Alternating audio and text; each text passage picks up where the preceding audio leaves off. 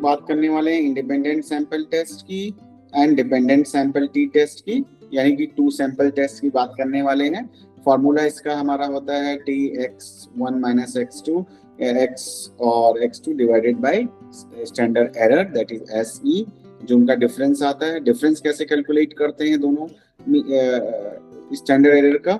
ये difference SD यानी sample 1 ये सैंपल 2 का divided by items of sample 1 that is n and sample 2, ये हमारा निकल के आ जाता है।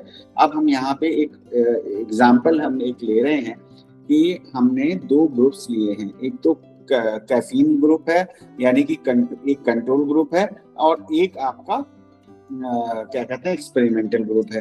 तो एक्सपेरिमेंटल ग्रुप को क्या मिल रहा है? एक्सपेरिमेंटल ग्रुप को हम कैफीन दे रहे हैं और मतलब वो कैफीन ले रहे हैं किसी भी फॉर्म में, और उसी तरह से कंट्रोल ग्रुप जो बिना कैफीन वाला ग्रुप है जिसको कैफीन नहीं मिल रही है, उनको उसकी जगह प्लेसिबो मिल रहा है। सपोज ड्रिंक करने के लिए दी गई कॉफी है ना, कॉफी दी गई, कॉफी एक ग्रुप सारे ग्रुप्स को दी गई। मान लिया कि आपने जितना भी N9 जैसे यहाँ पे दिया हुआ है और N10, तो 9 यानी कि टोटल 19 लोग हैं, 19 लोगों को ड्रिंक दिया गया जिसमें से 10 लोगों के ड्रिंक में कैफीन नहीं था, लेकिन उनको नहीं पता है कि कैफीन है कि नहीं है। ठीक है, फिर उनको एक टास्क दिया गया कि एक ऑब्जेक्ट है जो मूव कर रहा है स्क्रीन के ऊपर, उसके ऊपर आपको माउस रखना है, जिधर जिधर वो जा रहा है उधर उधर उसको फॉलो करना है। तो हम ये देखना चाहते हैं कि क्या कैफीन का इस मोटर टास्क के ऊपर कोई इफेक्ट पड़ता है। तो अब टास्क पे जो आया आपका डेटा वो ये आ गया, ये कंट्रोल ग्रुप का आ गया, ये आपका कैफीन वाले ग्रुप का यानी एक्सपेरिमेंटल ग्रुप का आ गया। तो अब इसके बाद हमने क्या किया, अल्फा वैल्यू हमने पहले बात की थी 0.05 हमने सेट कर ली। भाई अल्फा वैल्यू से हम ये डिसाइड कर सकते हैं ना कि टाइप 1 एरर हमारा ये एक्सपेक्टेड 0.05 है, यानी 95% हम सही होने के चांसेस हमारे हैं। तो स्टेट हाइपोथेसिस में क्या होगा? Null hypothesis S0 equal μ1 equal to μ2। भाई हमारे पास 2 मीन आएंगे है ना। हाइपोथेसिस नल हाइपोथेसिस हमारा क्या बोलता है? नल हाइपोथेसिस हमारा बोलता है कि भाई ये एक्सपेरिमेंटल ग्रुप में और कंट्रोल ग्रुप में कोई डिफरेंस ही नहीं है कैफीन लेने से। तो इसका मतलब क्या हुआ? दोनों का मीन बराबर आना चाहिए। तो μ1 इक्वल टू μ2, दोनों का आपका दोनों ग्रुप्स का कितना आएगा? μ1 इक्वल टू μ2। अगर कोई डिफरेंस नहीं आएगा तो दोनों के मीन बराबर होंगे। तो हमारी जो नल हाइपोथेसिस है वो यही बोल रही है। अल्टरनेट हाइपोथेसिस क्या कहेगी? अल्टरनेट हाइपोथेसिस ये बोलती है कि भाई दोनों का मीन बराबर नहीं आएगा, यानी दोनों में डिफरेंस है। नल हाइपोथेसिस हमेशा बोलती है कि देयर इज नो डिफरेंस। ठीक है, तो ये 2 हाइपोथेसिस हमारी बन गई। ठीक, अब हमारा आता है अब स्टैटिस्टिक्स। हम इंडिपेंडेंट सैंपल में हम ये क्या कहते हैं स्टैटिस्टिक्स हम यूज कर रहे हैं टी टेस्ट का। दो इंडिपेंडेंट सैंपल हैं, एक कंट्रोल ग्रुप है एक आपका वो है, दोनों अलग अलग लिए हमने। ठीक, तो X1 हमने बताया था क्या अब डिस्कस हुआ था हमारा कि X1 X2 एंड ये फॉर्मूला आपका होता है स्टैंडर्ड एरर ऑफ डिफरेंस। तो अब स्टैंडर्ड एरर ऑफ डिफरेंस कैसे निकालते हैं वो पता है। तो स्टैंडर्ड एरर ऑफ डिफरेंस हमने निकाला, यहाँ पे 1.93 आ गया, तो 1.93 यहाँ पे आ जाएगा। X1 की वैल्यू क्या है ये आ गया, X2 की वैल्यू आ गई, एंड देन हमने यहाँ पे निकाल लिया -2.758 आपका स्कोर आया है। ठीक है, अब इसमें स्टेप अच्छा ये सेम चीज है। अच्छा यहाँ पे खत्म हो गया, हाँ ठीक है कोई बात नहीं। तो स्टेप 2 अच्छा है, तो ये स्टेप 2 हो गया। स्टेप 3 पे हम आ गए। तो determine the critical value, alpha is 0.05। अब ये टेस्ट क्या है? 2 टेल। क्या टेस्ट है ये? 2 टेल टेस्ट है कि भाई हमें नहीं पता है रिजल्ट किधर जाएगा, इधर जाएगा कि इधर जाएगा। एंड DF यानी डिग्री ऑफ फ्रीडम बोलते हैं N1 प्लस N2 माइनस 2। हम डिग्री ऑफ फ्रीडम हमेशा होती है, कल मैंने बताया था N-1। अब यहाँ पे 2 ग्रुप है तो N1 N2 है, तो N1 प्लस N2 यानी 9 था एक और एक था 10, तो टोटल हो गया 19। तो -1 दोनों से होगा, तो 19 -2 हो जाएगा, आपका आ जाएगा 17 आ गया आपका डिग्री ऑफ फ्रीडम, है ना। तो determine the critical value alpha is 0.05, to test degree of freedom is 17। अभी पता है आपको कैसे निकाली है हमने, है ना, degree of freedom. The value is 2.1, तो क्रिटिकल वैल्यू क्या आई 2.11, ये हमें टेबल में हमने देख लिया, ठीक है। कहाँ देखा, टेबल बनी हुई होती है हमारे पास, स्टैटिस्टिकल टेबल्स होती हैं, वहां पे हमने देखा। तो इस टी टेस्ट वाला जो टेबल होता है, कल मैंने बताया था, state decision rules, if -2.78 is greater then 2.11 then reject the null hypothesis. Conclusion: reject the null hypothesis. The population means are different. Caffeine has no effect on the motor pursuit task. कोई difference नहीं आया है। अच्छा, एक जो छोटी सी important चीज है जो मैं आपको बताना चाहता हूँ, वो समझना कि अब आप में से कोई लोग कह सकता है कि भाई ये तो माइनस में है, तो इज ग्रेटर देन 2 अगर इससे ज्यादा है, इससे तो कम हुआ, ये फिर ज्यादा का क्यों लिखा हुआ है। टू टेल टेस्ट जब हम लेते हैं, जैसा मैंने बताया था, इधर भी आ सकता है, नहीं प्लस साइड में भी माइनस साइड में, तो हमें इससे मतलब नहीं है कि प्लस है माइनस है, हमारा मतलब है कि जो इस वैल्यू है उससे ज्यादा है या कम है, साइन हम नहीं देख रहे हैं यहाँ पे, ठीक है, तो उसको हम वैल्यू नहीं दे रहे हैं। तो यहाँ पे क्या 2.78 2.11 से बड़ा है, इसका मतलब क्या है कि डिफरेंस जो आया है ना, अब इसमें क्या होगा, conclusion reject the null hypothesis, तो हम नल हाइपोथेसिस को रिजेक्ट कर देते हैं। और नल हाइपोथेसिस क्या बोलती है कि दोनों में कैफीन और बिना कैफीन वाले ग्रुप में कोई डिफरेंस नहीं है। लेकिन जब नल हाइपोथेसिस रिजेक्ट हो गई तो इसका मतलब ये हो गया कि भाई दोनों में डिफरेंस है। So that is what it is saying कि caffeine has an effect on the motor perspectives, कि इसका कैफीन का इफेक्ट पड़ता है, ऐसा नहीं है कि नहीं पड़ता है। तो इस तरीके से हम करते हैं। फार्मूला मैंने कल भी बताए थे, आज ये टू सैंपल वाला मैंने आपको बताया, ठीक है। तो इस पे थोड़ा सा फोकस करना है, और आप चाहें तो कुछ क्वेश्चंस भी प्रैक्टिस कर सकते हैं कैलकुलेट करने के लिए। अब इसमें SPSS भी यूज करते हैं, जो मैं नहीं बता रहा हूं अभी आपको। SPSS जैसे मैंने बोला, इसका फुल फॉर्म होता है statistical package for social sciences. Social sciences में होता है, ये IBM का एक सॉफ्टवेयर है जो आपको स्टैटिस्टिक कैलकुलेट करने में होता है। यहाँ पे डेटा आप अपलोड करो, जिस फॉर्म में उसको चाहिए, एक्सेल शीट अपलोड करो, और वो आपको कैलकुलेट करके सारी चीजें दे देगा। तो इसको हम SPSS बोलते हैं। एंड SPSS का क्या कहते हैं, आई थिंक यूट्यूब चैनल पे मेरे हैं वीडियोस, कैसे यूज करते हैं, पूरा डिटेल्ड वो है, तो if you want you can watch there. अब इंडिपेंडेंट सैंपल एक्सरसाइज, वो हमने इंडिपेंडेंट सैंपल की एक एक्सरसाइज ये है, ये PPT मैं आपके साथ शेयर कर दूंगा, आप इसको यूज कर सकते हैं। एक्सपेरिमेंटल ग्रुप आ गया, ये है ना, ये कंट्रोल ग्रुप आ गया। Work on by hand with SPSS नहीं, आप वैसे ही कर लेंगे, ठीक है। एक्सपेरिमेंटल ग्रुप N5 9, मीन इतना निकाला, स्टैंडर्ड डेविएशन निकाला, स्टैंडर्ड एरर निकाली आपने, है ना। उसके बाद आपने ये इस तरह से रिजल्ट लिखते हैं। तो अब क्या क्या level test for equality and variance, यहाँ पे आपने निकाला, रिजल्ट निकाले, लिखे और कंपेयर किया 95% कॉन्फिडेंस इंटरवल, यानी कि 0.05 के उस पे आपने निकाल के ये सिग्निफिकेंट है कि नहीं है, ये आपने निकाला, लिखा। T test for equality means degree of freedom निकाली है आपने, टू टेल टेस्ट पे, है ना, 0.021 0.20 मीन डिफरेंस आपका इतना आया, स्टैंडर्ड एरर ऑफ डिफरेंस इतना आया, लोअर ये है, अपर ये इसका आया आपका। तो अब आपने interval of difference, confidence interval of difference, so अब वो हमने निकाल लिया, इसका कॉन्फिडेंस जो S1 S2 का दोनों का निकाला।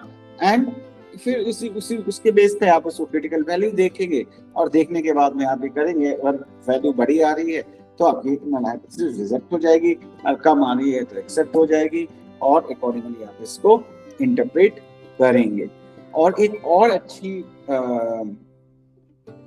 बुक पूछ रहा था मेरे से कोई आप में से कोई कह रहा था बुक दे दो, बुक कोई आपके पास हो तो बुक हैं तो बहुत सारी, लेकिन मैं आपको थोड़ा सा सिंपल कॉन्सेप्ट्स प्लस आपके एग्जाम के पर्पस के हिसाब से भी आपको बता रहा हूँ।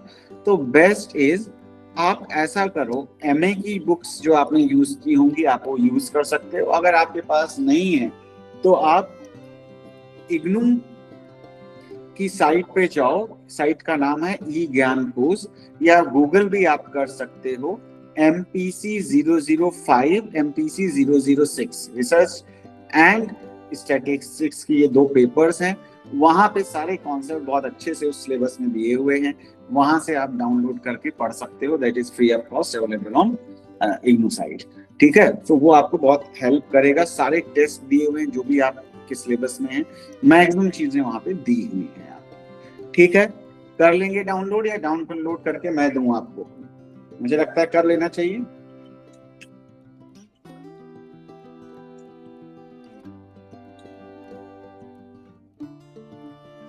हो जाएगा या मैं भेजूं? हो जाएगा सर, हो जाएगा। हो जाएगा ना? तो जो भी करेगा ग्रुप में शेयर भी कर देना, तो सबके पास पहुंच जाएगा, है ना? ओके तो सर। है ना, तो उससे क्या होगा, उस दो क्या उसके अलग अलग टोटल आपके एक उसमें 4, एक पेपर में 4 ब्लॉक्स होते हैं, एक ब्लॉक में 4 यूनिट्स होती है, तो 1632 यूनिट्स वहां पे दी हुई हैं जो आपके मतलब की आप यूज कर सकते हैं। So coming back to the T test, now we are talking about dependent. वो क्या था? इंडिपेंडेंट टी टेस्ट था, यानी 2 अलग अलग सैंपल्स थे। ये डिपेंडेंट है। Use when we have dependent sample matched, paired and tied somehow, एक दूसरे से कहीं ना कहीं वो जुड़े हुए हैं। उसमें क्या आ सकता है? रिपीटेड मेजर्स, है ना, brother sister, house wife, husband and wife, left hand and right hand etcetera. ठीक है, अब ये क्या है इसको समझते हैं। Useful to control individual differences can result in more powerful test than independent sample T test. अब देखो क्या करना है, 2 चीजें मैं देखता हूँ, बताता हूँ आपको इसको, जो ये कितने कहाँ कहाँ पे यूज होता है और डिपेंडेंट सैंपल का मतलब क्या होता है। कि सपोज एक बात हम ये करते हैं कि आप ये समझो कि जैसे रिपीटेड मेजर सबसे पहले हम समझते हैं। रिपीटेड मेजर क्या है? आपको सीबीटी का इफेक्ट देखना है, डिप्रेशन के पेशेंट पे होता है कि नहीं होता है। ठीक है, अब आपने 10 पेशेंट सीबीटी के ले लिए, करने के लिए आपने 10 पेशेंट्स ले लिए, ये आपका सैंपल हो गया। ठीक है, अब पहले आपने प्री टेस्ट कर लिया। प्री टेस्ट कर लिया मतलब जब उनको सीबीटी नहीं दी गई थी, आपने डेटा कलेक्ट कर लिया और आपके पास एक उस सैंपल का डेटा आ गया। फिर ये 10 पेशेंट्स को आपने ट्रीटमेंट दिया, यानी कि सीबीटी दी, और आफ्टर 3 मंथ्स आपने फिर सेम असेसमेंट कर लिया, यानी पोस्ट टेस्ट कर लिया। ठीक है, तो आपके पास डेटा आ गया, एक डेटा 1, डेटा 2, 10 लोगों का। तो ये क्या हो गया? अब 2 डे सैंपल्स आपके पास आ गए, 2 डेटा आ गए आपके पास में, एक बिफोर ट्रीटमेंट, एक आफ्टर ट्रीटमेंट का, और इसको हम बोलते हैं रिपीटेड मेजर्स, यानी आपने रिपीट किया है, जिसकी वजह से 2 डेटा सेट आपके पास में आए हैं। नाउ यू वांट टू सी क्या दोनों में सिग्निफिकेंट डिफरेंस है। अगर सिग्निफिकेंट डिफरेंस है तो इसका मतलब है जो ट्रीटमेंट आपने दिया था वो इफेक्टिव है। अगर नहीं है तो वो इफेक्टिव नहीं है।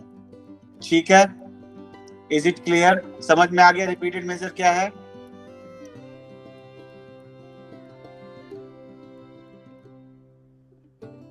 Yes sir. ठीक, अब हम आते हैं, अब इन जैसे, और दूसरा क्या, जैसे आपने कोई डेटा लिया ब्रदर सिस्टर्स का या हस्बैंड वाइफ का, मान लिया आपको देखना है कि फैमिली एनवायरनमेंट का क्या जेंडर पे कुछ फर्क पड़ता है।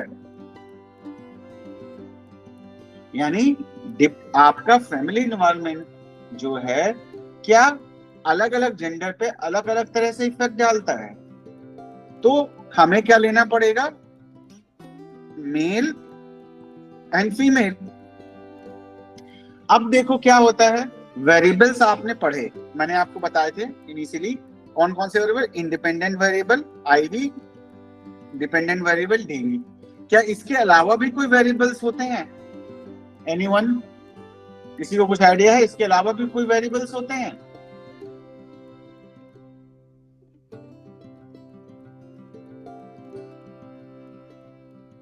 बताओ,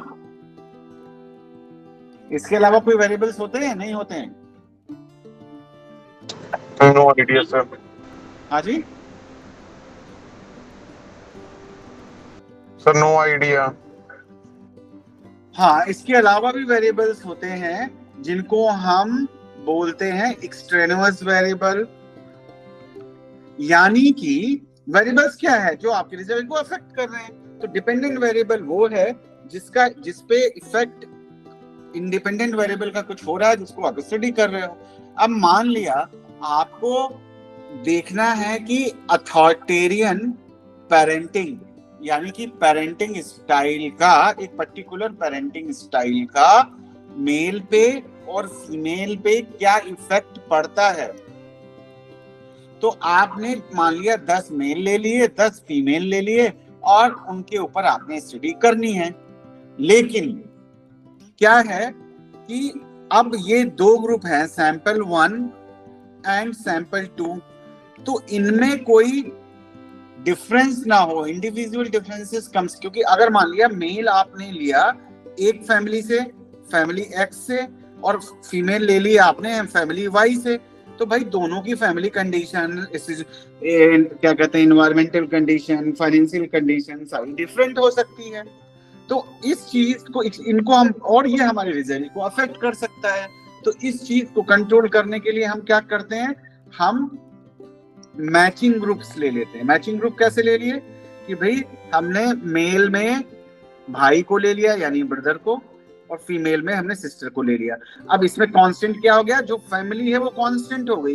भाई दो फैमिली तो एक ही जैसी होगी ना, दोनों की फैमिली एग्जैक्टली सेम हो गई, तो ब्रदर सिस्टर को ले लेने से ये फायदा हो जाता है। या इस तरह की कोई भी चीज। तो हम क्या करते हैं कि जो एक्सट्रेनुअस वेरिएबल्स हैं उनको कंट्रोल करने की कोशिश करते हैं, नहीं तो हमारा रिजल्ट अफेक्ट हो सकता है।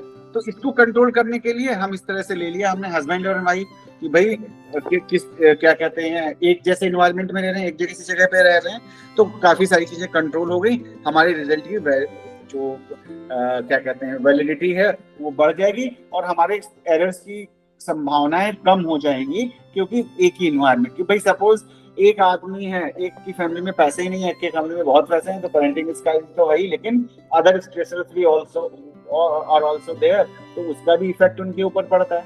तो इन चीजों को कंट्रोल करने के लिए हम क्या कहते हैं, डिपेंडेंट क्या कहते हैं सैंपल ले लिया, क्योंकि अब डिपेंडेंट क्या हो गया, एक ही फैमिली से हैं, तो यहाँ पे हम एक ही जगह से दो लोगों को लिया गया, तो इसको हम बोलते हैं डिपेंडेंट सैंपल्स। ठीक है, तो ये यहाँ पे left hand and right hand, left hand से एक से लिखा है, राइट हैंड से बोलो डिफरेंट। तो कहने का मतलब है अगर they are related so we use dependent sample T test. I think clear है इनका, इसका मतलब डिपेंडेंट सैंपल्स का मतलब क्या होता है, एक बार हाँ ना में कुछ जवाब दो, पता है क्लियर हुआ नहीं हुआ। तो ये क्या होता है, इंडिविजुअल जो डिफरेंसेस हैं उनको कंट्रोल कर लेता है। रिपीटेड मेजरमेंट भी मान लिया कि पेशेंट 1 2 3 4, अब इनकी सबकी पर्सनालिटीज तो अलग है, पता चला इधर हमने कंट्रोल ग्रुप ले लिया, उसमें दूसरे पेशेंट्स हैं, तो उसका भी तो फर्क पड़ेगा रिजल्ट के ऊपर। लेकिन अगर हमने ये हटा ही दिया कि एक पहले हमने सीबीटी करने से पहले, सीबीटी करने के बाद कर लिया, तो इंडिविजुअल डिफरेंसेस नलीफाइड हो गए, उनका कोई इफेक्ट नहीं होगा, क्योंकि दोनों के लिए एक जैसे हैं। Useful to control individual differences can result in more powerful test than independent sample test. तो इंडिपेंडेंट से वो ज्यादा पावरफुल हो जाता है, क्योंकि बहुत सारी चीजें ऑटोमेटिकली कंट्रोल हो जाती हैं। अब हम क्या फॉर्मूला इसका क्या है, T equal to D slash and SE difference. So T is the difference in means over a standard error. ठीक है, अब SE difference S D D and underscore of n pairs, कि कितने पेयर्स लिए हैं आपने। पेयर्स का मतलब क्या हुआ, एक मेल है एक फीमेल है, यानी 10 का सैंपल है तो 10 पेयर्स हो गए ना, कि आपने मैचिंग कराई है तो 10 पेयर्स आपने ले लिए। The standard error is found by finding the difference between each pair of observations. Each pair of observation का मतलब क्या हुआ कि भाई दोनों साइड एक जैसे हैं, एक 1 2 3, इधर भी 1 2 3 है, ठीक है। अब इनके स्कोर्स में कितना, इसके स्कोर में और इसके स्कोर में कितना डिफरेंस आया। तो standard error is found by finding the difference between pair of observation. The standard division of these differences is SDD divide SDD by square root of pairs to get SE. तो SE हम कैसे निकालते हैं, यहाँ पे दिया हुआ है कि हमने दोनों ऑब्जर्वेशन के बीच का डिफरेंस निकाल लिया, एंड फिर उसके बाद यहाँ पे क्या है, ऐसी डिफरेंस हमने निकाला, यहाँ से डिवाइड कर दिया। अब ऐसी डिफरेंस क्या है, एस डी डी का, यानी एस डी जो है जो स्टैंडर्ड डेविएशन है, divided by underscore N pairs, की नंबर ऑफ पेयर्स कितने हैं। टोटल 20 हम नहीं लेंगे, 10 10 पेयर्स हैं तो 10 हम यहाँ पे ले लेंगे। तो another way to write the same thing, वही चीज है कि ये यहाँ से अलग करके फिर हमने वहां पे किया था, लिखा था ऐसी। अब ये n क्या कहते हैं, यहाँ पे हमने as it is S D divided by underscore N pairs कर दिया। अब डिपेंडेंट सैंपल का एग्जांपल हम देख लेते हैं कि पर्सन कितने हैं, सपोज 5 लोग हैं, ठीक है। अब ये 5 लोग यहाँ पे हैं, 5 का सैंपल है हमारे पास।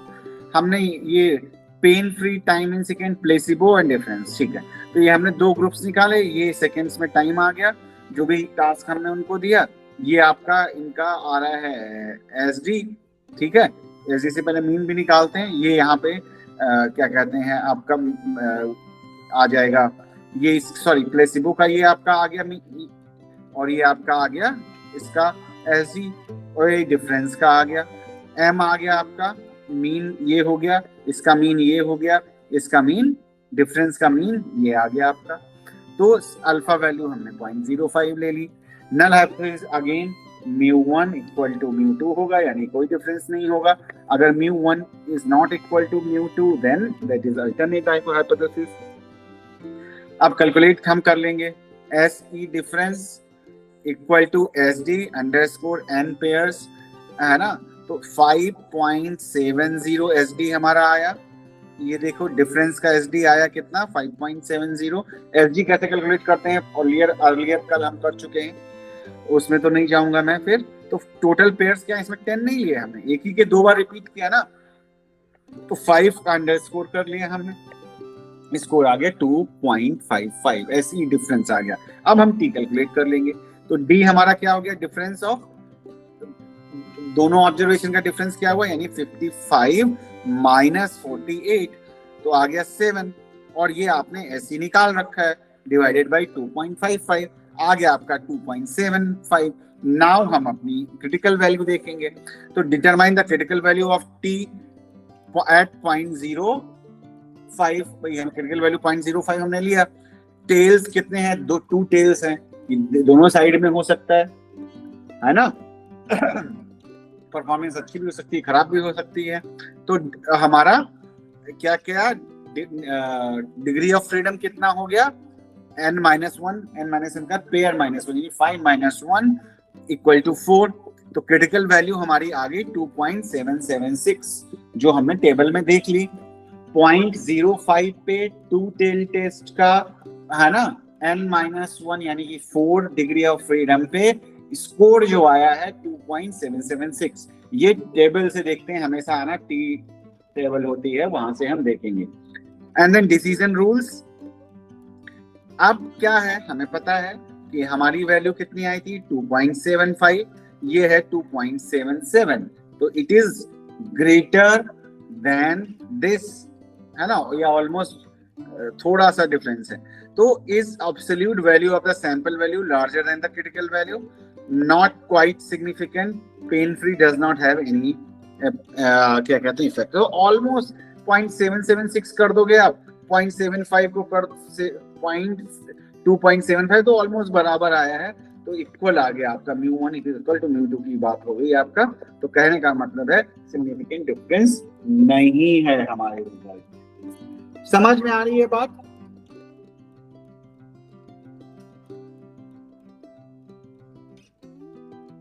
समझ में आ रहा है सभी को? जी सर। है ना? कॉन्सेप्ट पे मेरा फोकस है, कैलकुलेशन आप करते रहना, कर लोगे, है ना? तो मैं नहीं बता रहा हूँ कैसे करना है आपका एसपीएसएस में जब आप डालते हैं तो ऐसे आ जाता है डेटा निकल के सारा कुछ, जैसे पिछली बार हमने दिखाया था। आपने डेटा इनपुट किया, इस तरह से बन के टेबल आ जाएगी, सारी वैल्यू देख के वो बता देगा कि कोरिलेशन इतना आया है, सिग्निफिकेंस है कि नहीं है, कितने पे है, वो सारी चीजें आ जाती है। टू टेल टेस्ट है, लेकिन अगेन आपको अगर पता नहीं है कि टू टेल टेस्ट कहाँ यूज करेंगे, वन टेल कहाँ पे यूज करेंगे, डिपेंडेंट टी टेस्ट कहाँ पे यूज करेंगे, इंडिपेंडेंट कहाँ पे यूज करेंगे, तो एसपीएसएस भी आपका कुछ नहीं कर सकता, क्योंकि उसको तो बताना पड़ेगा ना, कंप्यूटर है वो, तो ये चीज समझनी पड़ेगी। अब relationship between T test and the power की बात हमने कल कर ली थी, पावर ऑफ द टेस्ट क्या था। तो to increase power, increase the difference between the means, reduce the variance, increase N, increase a क्या कहते हैं alpha, from alpha equal to 0.1 to 0.05। तो कहने का मतलब है कि टी स्टैटिस्टिक्स और पावर में क्या रिलेशनशिप है ये हम समझ रहे हैं। तो क्या रिलेशनशिप है कि आपका जो ये डिफरेंस आया है that minus mu equal to SEM, तो कहने का मतलब ये है increase the difference between the means. अगर ये डिफरेंस जो है मीन्स के बीच का, वो अगर हम क्या कहते हैं बढ़ाते हैं, then reduce the variance, variance को अगर हम कम करते हैं, यानी ऐसी यानी वेरिएशन हमारा कम होता है। इंक्रीज द एन, एन का साइज अगर हमारा सैंपल साइज अगर हमारा बढ़ता है, और अगर अल्फा का साइज हम बढ़ा देते हैं, यानी कि increase the from alpha 0.01 to 0.5, 0.1 का मतलब हो गया 10%, 0.05 का मतलब हो गया 5% चांसेस है। तो अगर हम बढ़ा देते हैं तो पावर ऑफ द टेस्ट अपने आप बढ़ जाएगा। यही हमने कल भी बात की थी जब पावर ऑफ टेस्ट की बात की थी, जितना बड़ा सैंपल उतना बेहतर रिजल्ट। जितना रिस्ट्रिक्टेड हम रहेंगे कि 0.05 की जगह अगर हम 0.01 ले लेंगे तो और 99% हम सेफ्टी के साथ कह सकते हैं, लेकिन स्टैटिस्टिकल जो एनालिसिस है usually in social sciences we use 0.05, that is enough. ठीक है। टाटा to increase power, increase alpha power, alpha is 0.10 is greater than the A 0.05 से बड़ा है। Increase the difference between the means, अगर मीन्स के बीच में डिफरेंस इंक्रीज हो जाता है। डिक्रीज द SD यानी डिविएशंस हम क्या कहते हैं ऑफ द ग्रुप, यानी जो हम बीच में जो वेरिएंस है जो डेटा के बीच में, वो जितना कम होगा उतना अच्छा रहेगा। जितना जो हमारा सैंपल साइज है बड़ा रहेगा उतना ज्यादा हमारा टेस्ट पावरफुल होता चला जाएगा, है ना। तो ये सारी चीजें हमारा होता है। तो कैलकुलेशन ऑफ द पावर कैसे हम करते हैं, पावर का फॉर्मूला आपने यहाँ पे देखा ये था। तो x minus you divided by SEM, T आपको पता है क्या है, S क्या पता है, SE क्या पता है आपको पता है। तो x1 इज 30, x2 इज 32.5, है ना। तो इनका डिफरेंस आपका आ गया 2.5, SD 5 फॉर ईच ग्रुप दिया हुआ है, N50 फॉर ईच ग्रुप, यानी दोनों ग्रुप्स का जो सैंपल है वो 50-50 का ही कैलकुलेशन जस्ट की हुई है। SEM यहाँ दिया है, SED दिया हुआ है, T आपने यहाँ पे कैलकुलेट कर लिया, और ये आपकी Z वैल्यू आ गई P कितने पे, कॉन्फिडेंस इंटरवल पे 0.05 पे। अब यहाँ पे आपने देख लिया कि पावर ऑफ द टेस्ट यानी कि अल्फा ये आ गया आपका, एंड बीटा यानी टाइप 2 एरर होने के चांसेस 2.50 माइनस 1.96.54 आ गया। तो इक्वेशन 8.5 में now be used to determine Z B.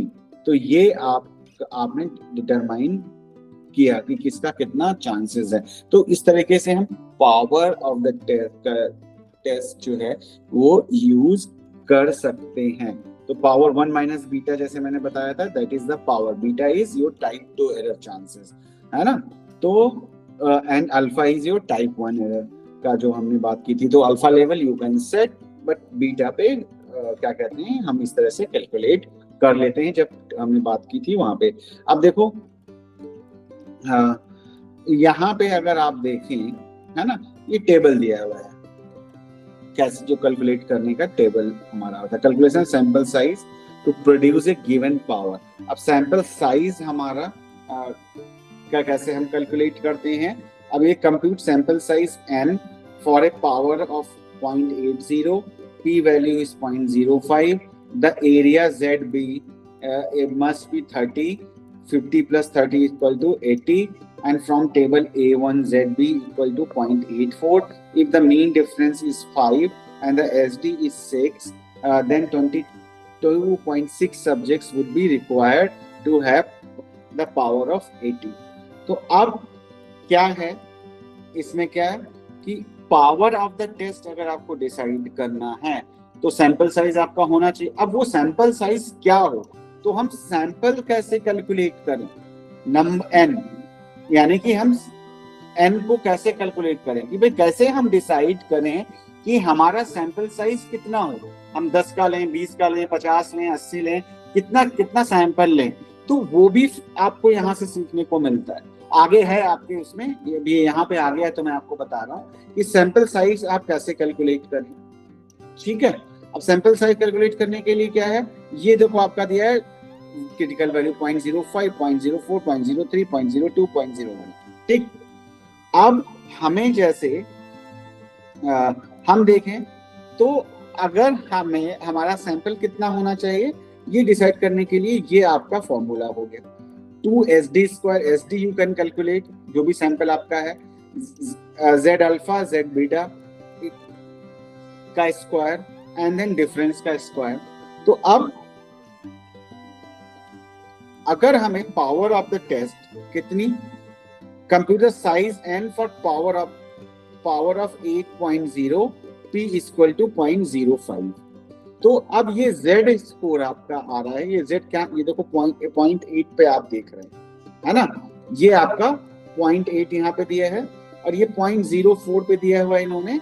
0.05 पे आप देखो, 0.05 पे अगर हम देखें 0.05 हमारा क्रिटिकल वैल्यू है।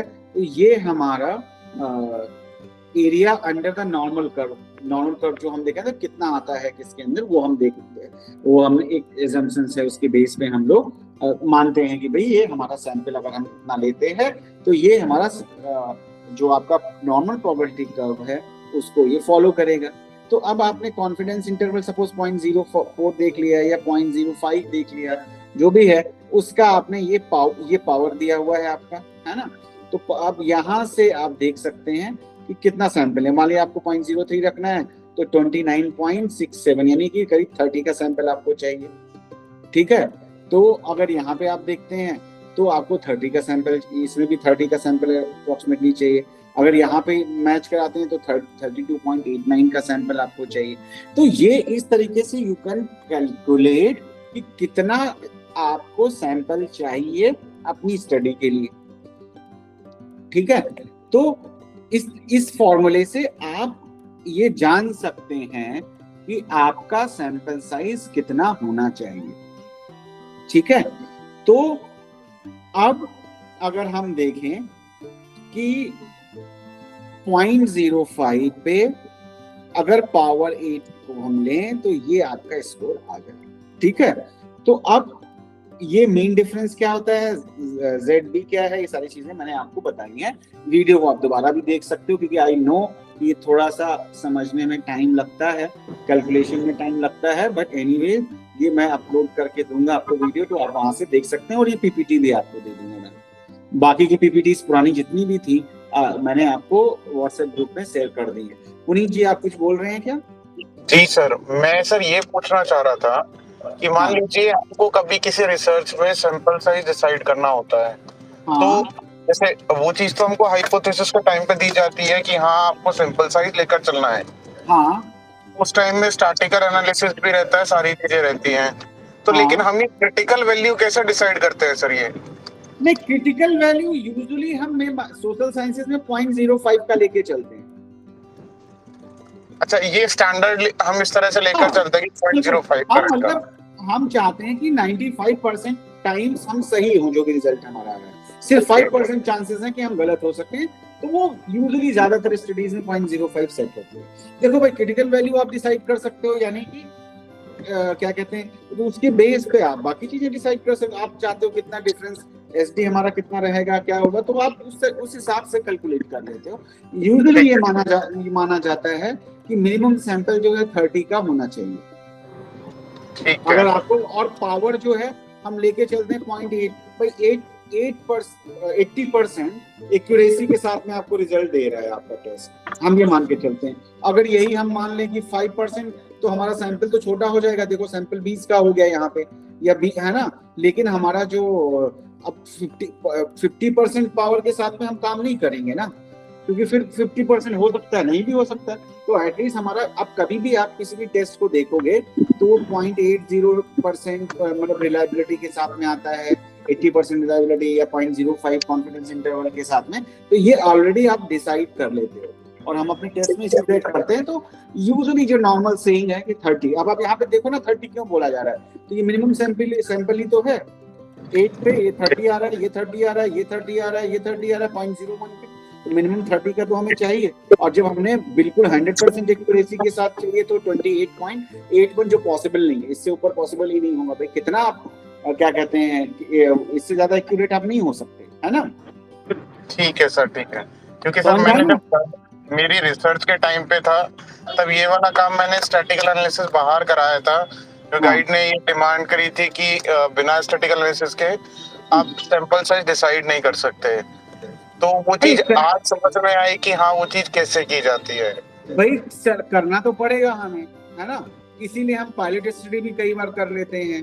तो एक सैंपल साइज तो हमें लेके चलना पड़ेगा ना, और जब स्टडी कर ली फिर सैंपल साइज क्या डिसाइड करना है आपको, है ना? जी सर।